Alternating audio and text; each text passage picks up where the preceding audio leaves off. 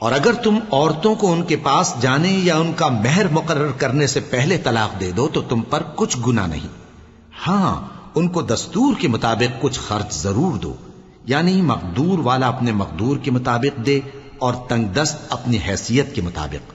نیک لوگوں پر یہ ایک طرح کا حق ہے۔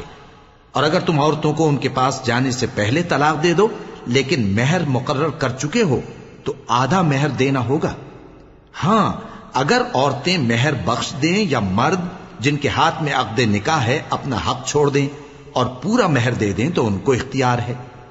اور اگر تم مرد لوگ ہی اپنا حق چھوڑ دو تو یہ پرہیزگاری کی بات ہے، اور آپس میں بھلائی کرنے کو فراموش نہ کرنا۔ کچھ شک نہیں کہ اللہ تمہارے سب کاموں کو دیکھ رہا ہے۔ مسلمانوں، سب نمازیں خصوصاً بیچ کی نماز یعنی نماز عصر پورے اہتمام کے ساتھ ادا کرتے رہو اور اللہ کے آگے ادب سے کھڑے رہا کرو۔ پھر اگر تم خوف کی حالت میں ہو تو پیادے یا سوار جس حال میں ہو نماز پڑھ لو۔ پھر جب امن و اطمینان ہو جائے تو جس طریق سے اللہ نے تم کو سکھایا ہے جو تم پہلے نہیں جانتے تھے اللہ کو یاد کرو۔ اور جو لوگ تم میں سے مر جائیں اور عورتیں چھوڑ جائیں وہ اپنی عورتوں کے حق میں وصیت کر جائیں کہ ان کو 1 سال تک خرچ دیا جائے اور گھر سے نہ نکالی جائیں۔ ہاں اگر وہ خود گھر سے چلی جائیں اور اپنے حق میں پسندیدہ کام یعنی نکاح کر لیں تو تم پر کچھ گناہ نہیں، اور اللہ زبردست ہے، حکمت والا ہے۔ اور مطلقہ عورتوں کو بھی دستور کے مطابق نان و نفقہ دینا چاہیے، پرہیزگاروں پر یہ بھی حق ہے۔ اسی طرح اللہ اپنے احکام تمہارے لیے بیان فرماتا ہے تاکہ تم سمجھو۔ بھلا تم نے ان لوگوں کو نہیں دیکھا جو شمار میں ہزاروں ہی تھے اور موت کے ڈر سے اپنے گھروں سے نکل بھاگے تھے؟ تو اللہ نے ان کو حکم دیا کہ مر جاؤ، پھر ان کو زندہ بھی کر دیا۔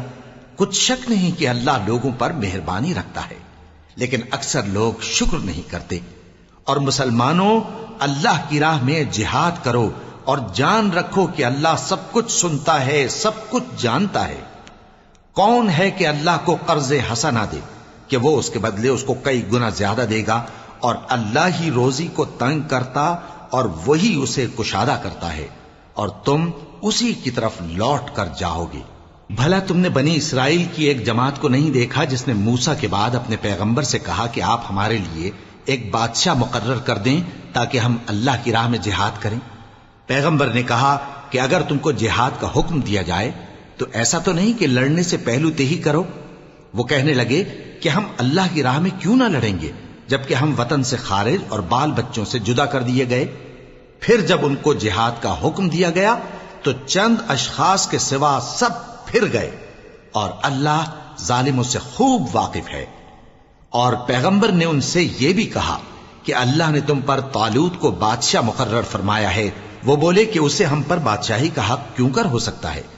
اس سے بڑھ کر بادشاہی کے مستحق تو ہم ہیں، اور اس کے پاس تو بہت سی دولت بھی نہیں۔ پیغمبر نے کہا کہ اللہ نے اس کو تم پر فضیلت دی ہے اور بادشاہی کے لیے منتخب فرمایا ہے۔ اس نے اسے علم بھی بہت سا بخشا ہے اور تن و توش بھی بڑا عطا کیا ہے، اور اللہ کو اختیار ہے جسے چاہے بادشاہی بخشے، وہ بڑا کشائش والا ہے، دانا ہے۔